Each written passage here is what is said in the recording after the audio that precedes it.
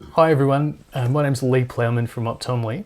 Today I'm excited to introduce you to Paul Sallaway, and we're going to be talking about email marketing for optometrists and why you're probably missing opportunities. So if you're looking to do more with your online marketing, tap the link underneath this video to get a free strategy session with Paul. Paul, thanks so much for joining us today. Please No worries. Yeah, please tell us more about you and what got you into online marketing.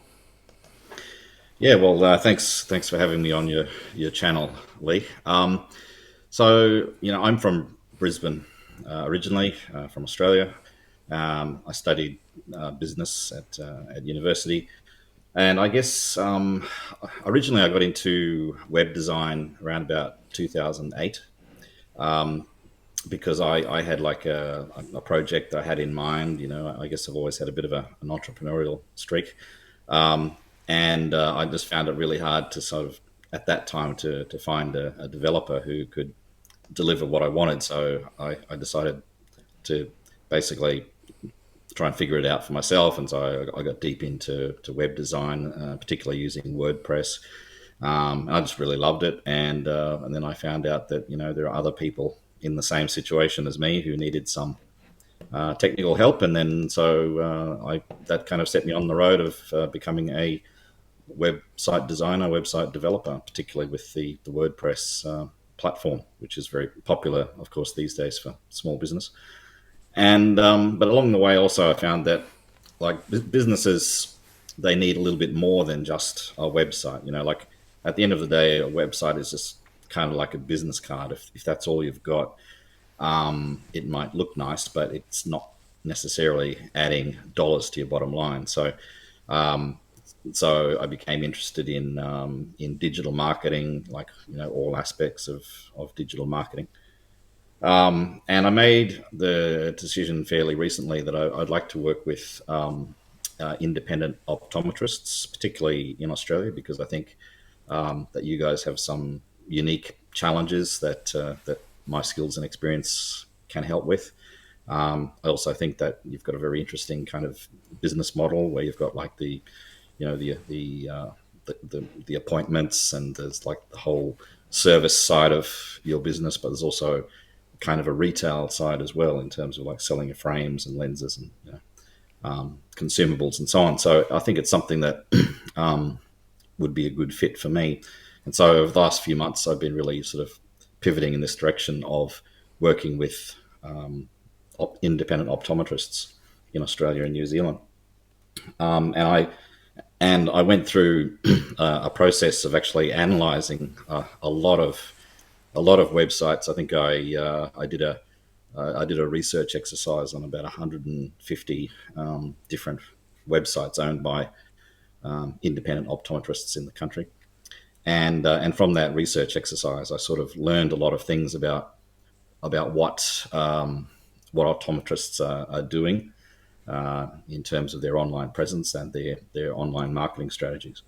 And one of the things that really kind of struck me was that it seems like not many practices are really taking advantage of email marketing. So I thought there's a real opportunity there for a lot of optometrists to really take their marketing strategy to the next level. And I thought that would be a good topic for you and I to talk about today, Lee. And so, Paul, what is email marketing for independent optometrists? So I guess email marketing is a digital marketing strategy whereby we're sending very targeted messages and promotional content to a specific audience in order to help move them along the customer journey. Okay, so everyone goes through a customer journey. So from the point where they don't know who we are to the point where they get to know us, like us, trust us, they want to do business with us, they want to become a patient. You know, Ideally, we'd like to get them to that point where they're a very satisfied customer and they, recommend us to their friends, family, colleagues, and so on. So that is a journey that people go through with any business really. And I can't think of a better way to move people along that path than through email marketing. I think it's a uniquely well suited tool for nurturing that relationship with your patients, with your customers, and getting them to the point where they can become a conversion for your business, as in like booking an appointment with you, getting some sort of a treatment, buying some sort of eyewear products, and so on. So that's what email marketing is essentially. Great. So staying in contact with Mm. potential customers, and both Yeah. groups, moving them towards a higher engagement with you. That's right. So it's something that can be applied very well to potential patients, potential customers, people who haven't engaged with you yet, attracting them to your business, and sort of opening up that channel with them. But also, it's a very useful and very successful method for engaging with your existing patient base. So, Lee, you've probably heard the often quoted statistic that it's like 5 times easier to sell to someone who's already an existing customer than to go out and find a new customer. So, I think some businesses overlook the opportunity to really like generate recurring revenue from their existing customer base through email marketing, especially. Absolutely. And why do you think it should be one of our first go to options for marketing for our independent practices? Yeah, well, I think that there's I think that, well, I can think of many reasons, but I'll give you three. Um, the first reason is that it's just a fantastic return on investment. Like, if you were to consider like the different options that you have available to you for connecting with new patients and existing patients. So, that might be like running Facebook ads, for example. That might be running like Google ads. That might be doing SEO. It could be a lot of things, but all of that costs money, time or money. Email marketing, a lot of platforms will even offer you a free plan, so you can literally get a marketing account for free. I think Mailchimp, I think MailerLite, and there's a few others that do that. But even the ones that do charge for an account, it's really not a lot of money. We're not talking about a lot of money at all.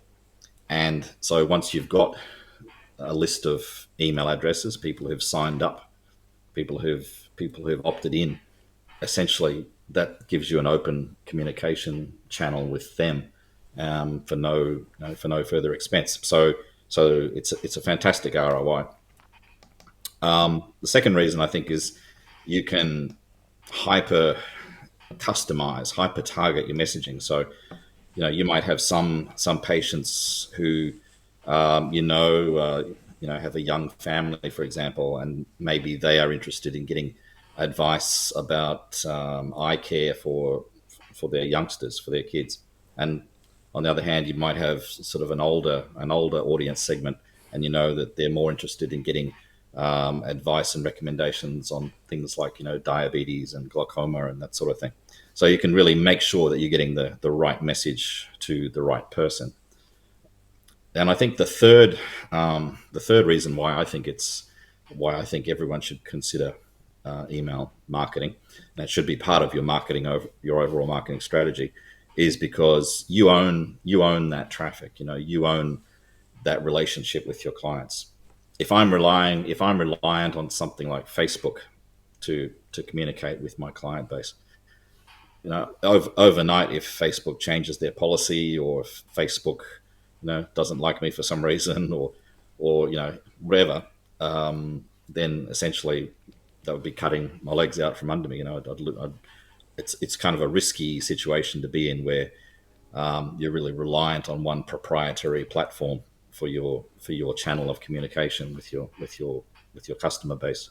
So the great thing about email marketing is you own that list. So if I've got my list on a platform like Mailchimp, for example, and then for some reason I just decide I don't want to use them anymore, I can easily just take my list, go over to another platform, upload my email marketing list, and then back in business the next day. So I think it gives you that security of your marketing channels as well. So I guess those are three reasons I would give you for why email marketing really should be part of everyone's marketing mix. Absolutely. And we're told that we have to be out there on social media. We have to be on 5 or 6 different platforms and posting every hour, every day. And it can, yeah, as you say, that the platform could easily be taken out from underneath us. And with email marketing also, it's something that you can schedule out in advance. You can you can plan when you want your messages to go out so that they hit people's inboxes at just the right time. And so it's just I think it's a really valuable tool that a lot of people should consider. Yeah, absolutely. And Paul, why do you think more optometrists don't embrace email marketing? Yeah, so that's a really good question. I think it might come down to a few reasons. So one is maybe it's like a new skill set that a lot of people feel that, well, I'm already busy. I don't have the time. We don't have the resources to really take on learning what email marketing is all about. I would say that if you've got a business, it kind of comes with the territory that you're going to have to make a choice, either spending time or money to get that pipeline of clients coming in, get that pipeline of customers. I don't think there's any way around that. Some people watching this might be saying to themselves, well, we rely on word of mouth and referrals. To which I would say that's great, but it's a little bit like starting a garden, and then saying, well, I'm not gonna use a garden hose on this because it rains. I can just wait for it to rain. That might work, but it might not. You might get more rain than you need at times, and then none the rest of the time. So wouldn't it give you much more peace of mind if you're able to control the flow, which is what I think business owners need to think about and have some sort of way of having a pipeline in place. So either you spend the time or to learn about some of these things, or you hire someone to help you with it. And it's really not that complicated once you spend a little bit of time on it. I think another reason might be that business owners are worried about annoying their customers or spamming their customers. To which I would say that if that's what you're concerned about, maybe you're going about it the wrong way, because I think the golden rule with email marketing is never send mail to somebody who hasn't opted in to receive it. Okay, so there should always be some sort of like opt-in process where somebody says, "Hey, it's okay for you to mail me. It's okay for you to send me your latest news information, your latest offers, latest links to your blog post, whatever."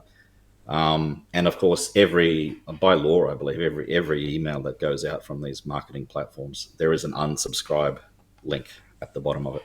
So anytime someone doesn't want to get your mail anymore, they can easily opt out of it. I think, and I think that as long as you're sensible about it, as long as you're not sending mail to people too often, most people are happy with that. It might surprise you, but there are some online marketing gurus who suggest that you should email every day, and I think that's it. I think that's insane. But I've got friends and family who I love, and I don't even want to hear from them every day. And then on the other hand, some people say send every 3 months or 6 months. I think that's probably waiting too long, because I don't know about you, but I've had the situation where I get an email, a marketing email from someone, and I can't remember who they were, why I signed up with them, or what it was. It's just kind of like they're out of the memory banks by that stage. So I think there's like a happy medium that you can find in there somewhere, of like how often you email your audience. and you should always be sending out stuff that's relevant to them as well.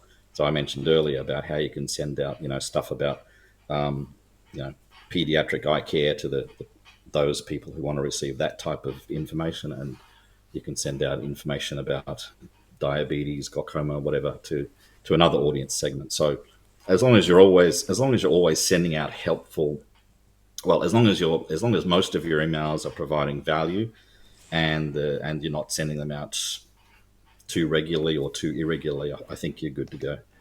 Yeah, and I guess there might even be some people who are skeptical about whether email marketing delivers results for their bottom line. To which I would say, well, there are just about every Fortune 500 company is doing some form of email marketing. So I think that speaks for itself. I mean, we all get emails from Amazon or similar large companies, and they wouldn't be doing that if it wasn't contributing to their bottom line. Absolutely. They can see the return they get on the email marketing, and they're only too happy to invest in it. That's right. I mean, it's not. Maybe it's not sexy because email's been with us for a long time. I think maybe technically it's been around since before the internet itself. I don't know. But it's been with us for a really long time. Anyway, it's not like TikTok or Snapchat or one of these sexy new things on the web. But it works, and I think you got to respect that. I was watching a video recently by Gary Vaynerchuk, who's kind of a bit of a legend in the marketing space. He's very well known for how he's grown a business using digital marketing methods. And he said that like he lent heavily into email marketing when he got started, like in the early 2000s. And he said at the time, I can't believe that I can do this for free. He says, this is somebody's going to come along sooner or later and charge for this. It's too much of a good thing. It's too much of a business opportunity. And of course, here we are a couple of decades later, and it's still virtually free. So touch wood, make the most of it while we still can.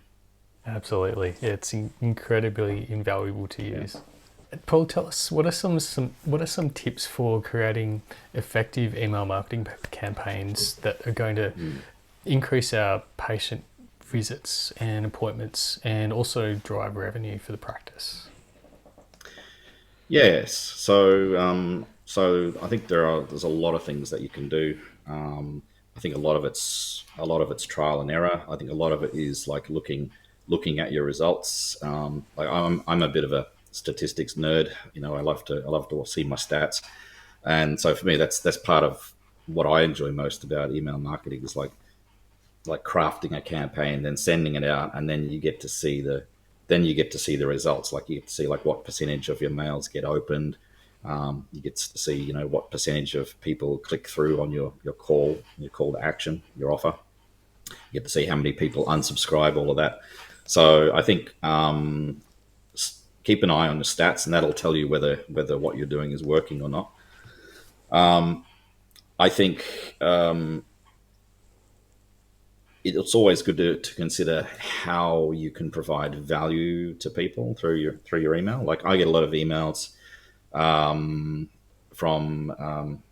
from services I've subscribed to, and in the emails they're not even asking me to buy anything. They're just telling me about like the latest industry news or some latest tips or techniques or information. So if you're providing value to people on a regular basis, then they get used to seeing you arrive in their inbox, and they look forward to it. So like optometry is, you know, if anyone who's a registered optometrist knows a heck of a lot about eye care, and so I think there's like a lot of information that you could offer to your patients and potential patients in a way that would be helpful, and provide value.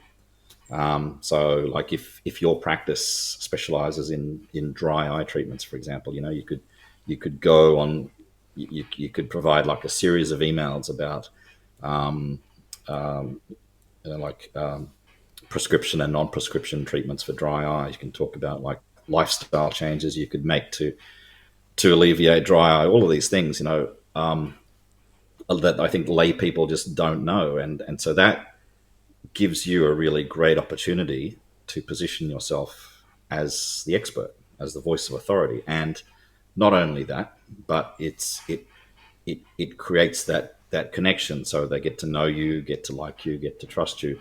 So who are they gonna book an appointment with when the time comes to, to get a treatment or to upgrade their prescription?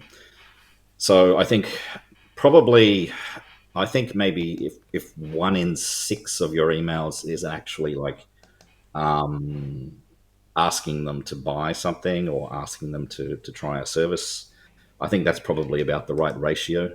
Like 1 in 6, and the other 5 providing helpful information.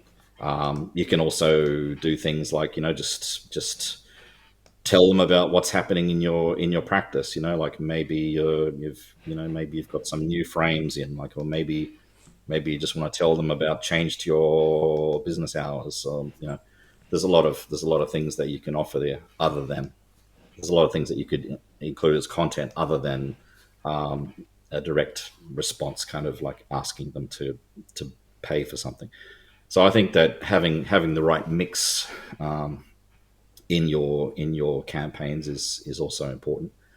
Probably, like, in terms of like at a tactical level, probably the most important part of your email is going to be the subject line. Okay, because the subject line is going to determine whether or not the recipient even opens the email, whether or not they even look beyond, or whether they even open it to see what else you're offering them.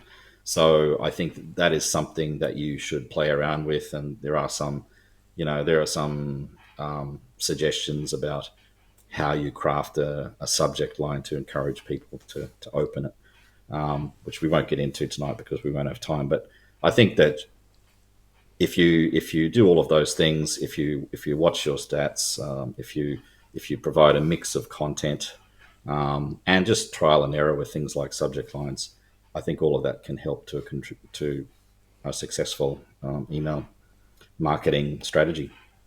Fantastic. Yeah.